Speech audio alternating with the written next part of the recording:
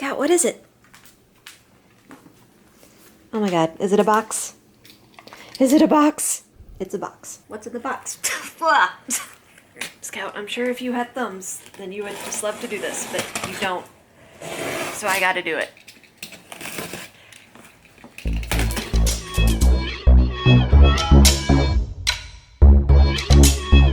Okay, I don't normally do this, but I'm pretty excited about this. So I'm just going to do a quick unboxing and then we'll get into the review. Also, here's my face. I've been waiting 1,000,000 years for this. Yeah. Beautiful. Adorable. Cute. Amazing. So these are 1/18 scale dinosaur action figures. This was a Kickstarter campaign that launched months ago, months and months. It takes a long time to make these things, so it's been a while. And you might remember their Raptor Kickstarter. But when this Kickstarter launched, I was super excited. The Raptor figures turned out great, and I was really intrigued to see more from this line. So of course, I backed the Ceratopsian series. I backed a lot of it. I got 3 of your standard Ceratopsians and Psittacosaurus, because cute, interesting, cool dino. You're just the worst, aren't you? You're just the worst. So I went a little overkill, not as overkill as I could have gone. These are pretty big figures and I got 4 of them. It was tough choosing just 4. Creative Beast Studios they created a very wide variety of Ceratopsians, a lot of different interesting facial types, color schemes. So yeah, it was difficult to choose. But ultimately, this is what I ended up with. Triceratops, because you've got to have a Triceratops. Subadult, we'll talk about that later. Triceratops. Psittacosaurus, a very primitive early ceratopsian. Regaliceratops, because it looks adorable. And last but certainly not least, the big girl, Pachyrhinosaurus. She's beautiful. I haven't really decided if I'm going to slice this review up or just have it one big thing. We might just do 2 in one video and 2 in other videos. I don't know. This is all kind of fly by the seat of your pants toy reviewing. I'll let you in on a little secret. I never know what I'm doing. Okay, so first off, we're going to look at Triceratops because that is one that everyone is familiar with. So we'll just start with him. Or her. All dinosaurs, until otherwise proven, are female. Jurassic Park rules. Sorry. Packaging is similar to what we saw in the Raptor Kickstarter, but bigger, because these are way chunkier than the Raptors. Packaging is simplistic, but very nice. Nice green trim across the edges, and then this sleeve here with an incredible illustration of the Triceratops. And this painting, I believe, was done by Raul Ramos. Good job, Raul. Beautiful. Triceratops horridus, subadult, 20 points of articulation, realistic movement and detail, profile card included. And in the back on that sleeve, you have some information about Triceratops. On the back, it shows the Wave 1 Ceratopsians. So these, I believe, were the initial dinosaurs that were slated for the Kickstarter, and then the more funds the Kickstarter got, the more species were added. And honestly, it was so hard to choose. I almost got the Protoceratops. I kind of wish I did. Adult collectible, ages 15 and up. I'm sure some children will be playing with this, and they'll break it. You know why? Because that's what children do. They break things. And some credits on the bottom. Always nice to see credit given where credit is due. Let's get you open. Check out this here, Triceratops. In the back, you can kind of make out a swampy landscape. Ceratopsian tail assembly. Oh no, am I gonna have to assemble the tail? Dip the tail hole. Tail hole. In hot water or heat with hairdryer for 20 seconds. Attach the tail to the ball joint on the figure. Okay, that's doable. Oh, this card is nice. Once again, beautiful illustration printed on a nice matte paper. And then some more info on the back. This is more or less the same type of clamshell that we got with the Raptors, except once again, larger. Because these boys and girls are chunky. Really hard to get in there and not scratch the toy. Oh, he's caught. Okay, it's alright, it's alright. Shh, don't worry. I'm going to ignore that instruction and see if I can just attach this as it is. Okay, you shouldn't ignore the instructions and attach the tail just as it is, because it won't work. But only a few seconds of hot water and the tail plugged right in. That's what they told you to do in the first place, you say. Well, yeah, I know, but this is for science. It's all for science. These are dinosaurs.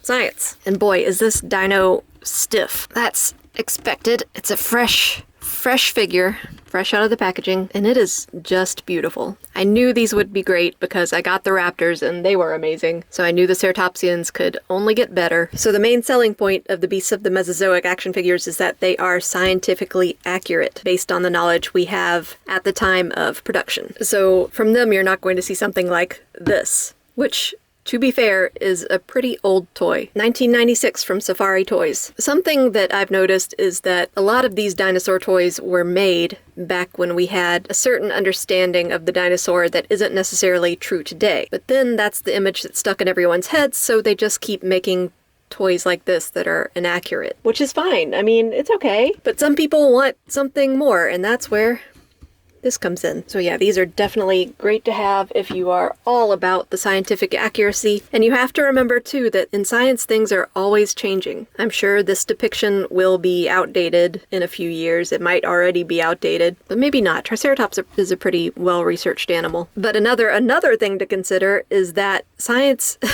is sometimes wrong. We've never seen a living Triceratops. We don't really know what they look like. So you gotta keep that in mind. I guess what I'm trying to say is, I love this. Anyone who knows me knows I'm a huge dinosaur nerd. I actually had a job for a long time sculpting dinosaurs. The less said about that, the better. Maybe I'll write a tell-all book in the future. Sculpting Dinosaurs. My Wasted Youth. Bestseller. Okay, enough rambling about whatever from me. We're going to look at the sculpt, which is, of course, very high quality, beautiful, very intricate details. Check out the tiny scale work on the face, especially down into this cheek area. Really fine details on the bottom. There are even scales on the bottom of the feet, and that continues on down to the tail tip. The head is beautifully sculpted, very smooth. I believe there's been some conjecture about whether or not Triceratops' skull was fully keratinized, which means the material on the frill is harder and smoother than what you'd find on the rest of the body, and then that would transfer down to the rest of the face. Love that profile. You don't realize until you're in front of the skeleton of one of these that their faces are very narrow. The detail even continues on to the back of the frill right there. Little feets. We've got the 3 clawed toes and then the 2 smaller, fully skinned toes. And then the 4 toes on the back. Cute little tiny tail tip. The scales are accentuated by the appearance of tubercles throughout the body. Once again, that's something we know that these had. There's fossil evidence of that. Let's move on to the paintwork. It's a little messy in places, and here I can't tell if the paint has rubbed off or if some lighter paint got on the darker paint. I'm not sure what that's about, but overall it looks pretty good. I actually am a fan of this color scheme. I like the black, I like the blues, I like the orange. The blues, honestly, adding those in there were a great touch. Makes the color a little bit more dynamic. Of course, we've got these spots on the frill, and that eye, man, I wouldn't want to see that charging at me. So since these are 1/18th scale dinosaurs, this would be considered a sub-adult Triceratops, not fully grown, and the horns do reflect that. Their horns morphed over time as they grew. So this is just like a teenager. There is a full-size Triceratops that's about the size of the Pachyrhinosaurus that I'll show y'all in a bit, but I was happy with just this little guy. And I say little, but it's still a huge figure. I have no idea where I'm going to put all these. Moving on to articulation. Got a nice joint in the body, smooth. Ball joint in the tail like we saw. I know I'm just going kind of willy-nilly with this, but I'm so excited to play with it that there's no rhyme or reason to anything I'm doing right now. I'm just happy. Don't take that away from me. The mouth does not close all the way. You can kind of force it, but it'll still stay a little bit open. But it does open more. You get a nice peek past the beak into the mouth region and a little tiny tongue poking through. Really nicely sculpted inside of the mouth too. Not much movement in the head itself. This frill it's kind of in the way, but it does have a little bit back and forth, a little bit up and down. The neck is where you're going to find more movement. Down a good amount. Up an okay amount. Side to side. That looks pretty cool. The forelegs can go out, in, swivel around. They can bend inward. And then this little foot can swivel and go inward a little bit as well. Back leg out a good amount, up, pretty good. No arcing out or in for the back leg. The thighs are pretty stiff. Swivel on this ankle piece, side to side swivel on this foot. A little bit of up and down too. So yeah, Triceratops, beautiful. I love it. I wish I could have gotten all of them. I do a lot of dinosaur art. Well, I used to do a lot of dinosaur art. Lately, I've been just doing stupid things. Next time I do a Ceratopsian piece, I will definitely be using this as reference. Excellent reference material. So here's Triceratops with the Velociraptor figure that they came out with from the previous Kickstarter. You have to keep in mind that the raptors are 1/6 scale. These are 1/18 scale. So they're not really going to size up correctly. I believe Creative Beast Studios is working on smaller raptors that could fit more in line with this scale, so I'm excited to see that. Here's the Triceratops with TB League's Anubis. So if you put them in a display with more standard-sized action figures, the majesty kind of wanes a little bit. They look pretty small in comparison. You could ride him, I guess. I think Anubis and a Triceratops would be friends. Next, we're looking at Regaliceratops. Peter Hussey. More art by Raul Ramos. Same packaging. This cute little guy was part of a wave 2. More species, very difficult to choose from. I ultimately went with this one and the Pachyrhino. More credits. I'm just gonna go ahead and open this. Find my knife. There it is. Did I sound like Borat for a minute? Never even seen Borat. Ooh, I like the backdrop on this one. Pretty jungle type situation going on here. I'm not really into action figure backdrops, but these would be good if you are into them. Display your dinosaurs against them. Display anything against them. Take a tiny cardboard cutout of yourself and display that against this. And that way you can pretend you're in a tropical paradise. I don't know. I'm just spitting ideas out here. Alright, we've got another trading card situation. This one is attached a lot more enthusiastically than the other one was. Same tail instructions, pretty card. Now I got this one not because I have any special attachment to Regaliceratops, and not because I think Regaliceratops is cool. Got it because it's cute. It's just got this weird, sad puppy face, and it was just so cute that I really wanted it. Once again, tail in hot water.